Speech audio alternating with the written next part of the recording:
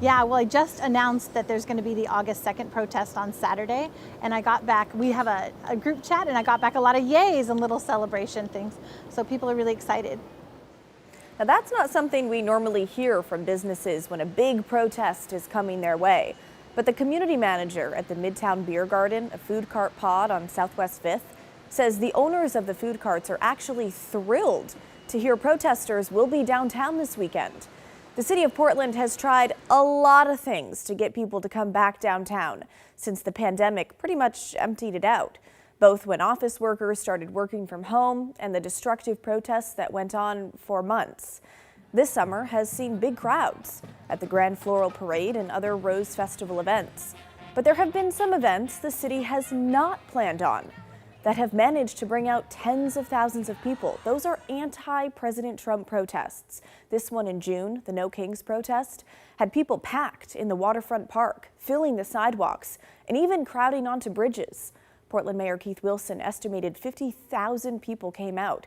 When it was done, turns out, many stayed downtown to hang out and grab a bite. Here's Lonnie Colley from the Midtown Beer Garden. It was amazing.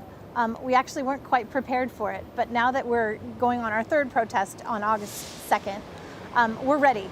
So what we discovered was that people will gather downtown by the thousands, and they will sit at our community tables, they will order food, and we need to order more food.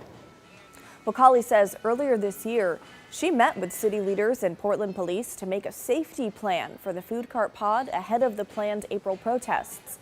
It included the possibility of shutting the gates, evacuating people if things got unruly, but she says they haven't needed that safety plan as protests have stayed largely peaceful.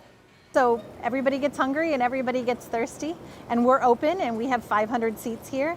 And so what we saw after the first protest was just people sitting at all of our community tables, introducing themselves to each other, sharing their signs and their information, and sort of building community here.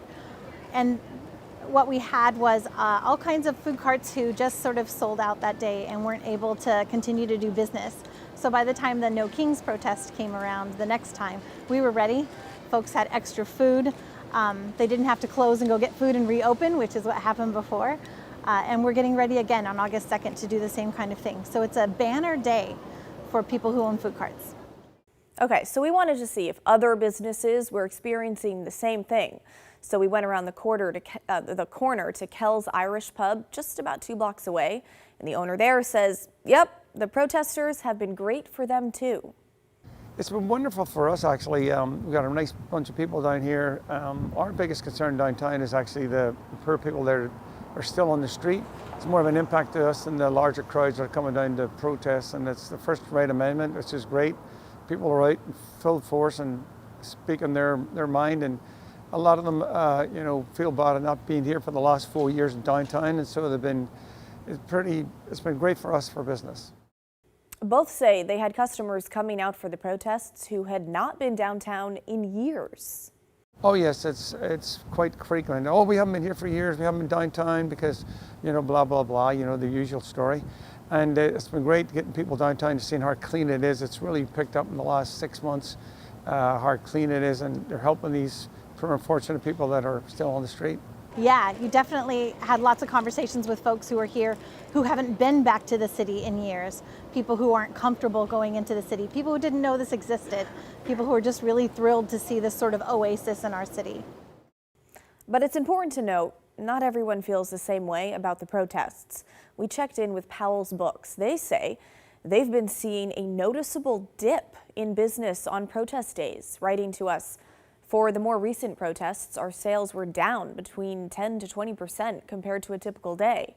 On protest days, we tend to see fewer casual visitors, as most people attending protests don't always stop to shop, and those who might normally come downtown often steer clear due to crowds, road closures, or safety concerns. Now, further down the South Waterfront, protests against immigration and customs enforcement have been difficult for people living and working nearby. A woman who lives near the South Portland ICE facility and the near nightly protests is suing the city over all the noise from sirens and bullhorns. And we've also heard from plenty of you saying you don't want to see protesters downtown. especially after the months of riots back in 2020. A viewer named Harry wrote to us last month saying 5 years ago, watching the protesters' riots destroy downtown Portland and all the senseless damage to public and private property, the city officials allowed the destruction to go on for months and only a few were ever prosecuted. I, for one, am pissed off. Just can't stand to hear that any of the protesting is legal. The owner of Kells says he thinks things have changed over the past 5 years and he doesn't mind seeing protesters come out.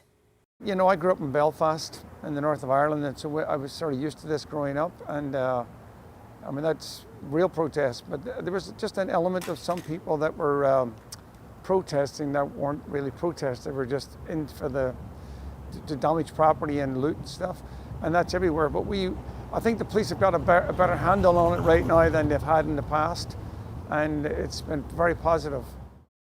So those we talked with say the number one thing downtown Portland needs right now is for people to come out, whether it's protesting or for some other reason. So there are lots of organizations and lots of cool things happening downtown.